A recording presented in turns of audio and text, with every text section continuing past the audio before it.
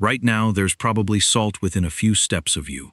On your table, in your kitchen, maybe already mixed into your lunch. You use it without thinking. A quick sprinkle, and that's it. But thousands of years ago, that same handful of salt could have been worth more than gold. Because before it became a simple seasoning, salt was survival. People crossed deserts for it. Kings built fortunes from it. Entire civilizations rose because they controlled it. But this story doesn't begin with humans. It begins millions of years earlier, inside a dark cave. Imagine following an elephant underground. No sunlight, no clear path, only darkness. Yet it keeps walking, deeper and deeper. Not searching for shelter, not hiding from danger. It's searching for salt. Scientists discovered elephants in Kenya, traveling hundreds of meters through caves, using only memory until they reached mineral-rich rock walls. Then they smashed the rock with their tusks and ate it, because their bodies desperately needed sodium. And they aren't alone. Deer, mountain goats, parrots, butterflies, even insects. Across the natural world, animals risk their lives for salt. Humans inherited that same instinct. Your body cannot survive without sodium. Every heartbeat, every muscle movement, every thought inside your brain depends on it. But early humans faced a problem. Wild fruits, roots, and plants contained very little salt. So where did they find it? At first, they got it from fresh meat, blood, and animal organs. Then something changed. People noticed animals gathering around strange springs where the water tasted different. Curious, they followed. Somebody filled a clay pot with that salty water, placed it over a fire and waited. Hours later, the water disappeared. Tiny white crystals remained.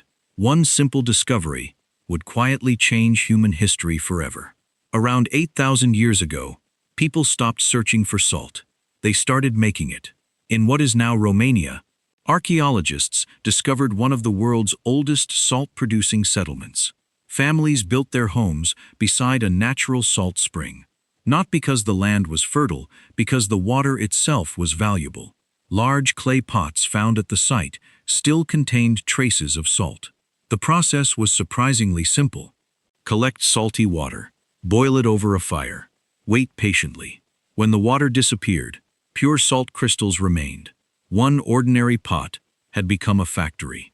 Around the same time, people in ancient China made the same discovery. But they didn't stop at making enough for themselves. Entire workshops appeared. Families worked together, pot after pot, day after day, producing huge amounts of salt. Not for dinner, for trade. Salt had become something people wanted, even hundreds of miles away. One white crystal was connecting distant communities long before roads or empires existed. Then salt became something even greater. It became wealth. In the mountains of Austria, an ancient settlement called Hallstatt grew rich from salt mines. People dug deep beneath the earth, pulling out the mineral every civilization needed. The mine created jobs, trade, power, prosperity.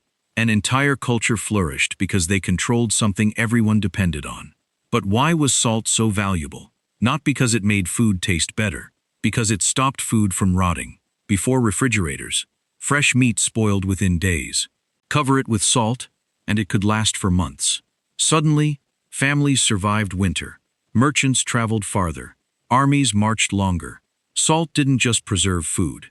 It preserved civilization. As civilizations grew, salt became power.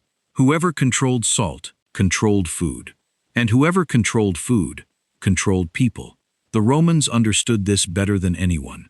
They built one of their oldest roads just to transport salt. It was called the Via Salaria, the Salt Road. Even today, the word salary comes from the Latin word salarium, because salt was once considered part of a worker's pay. One simple mineral left its mark on the language we still speak. Across Africa, salt became as valuable as gold.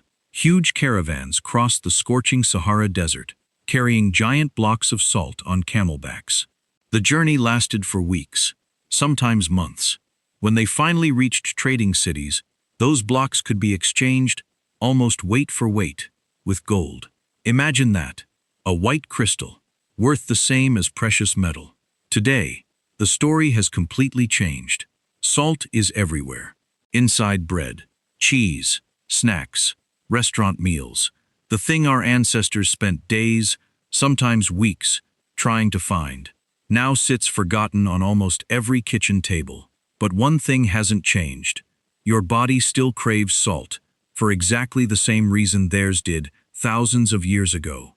The same instinct that guided elephants into dark caves, guided hunter-gatherers toward salt springs, built ancient trade routes, and helped powerful civilizations rise.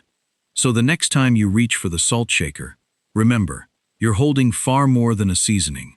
You're holding one of the oldest treasures in human history, a tiny crystal that fed armies, created fortunes, connected continents, and quietly helped build civilization itself. Because humans didn't simply discover salt. In many ways, we built the world around it.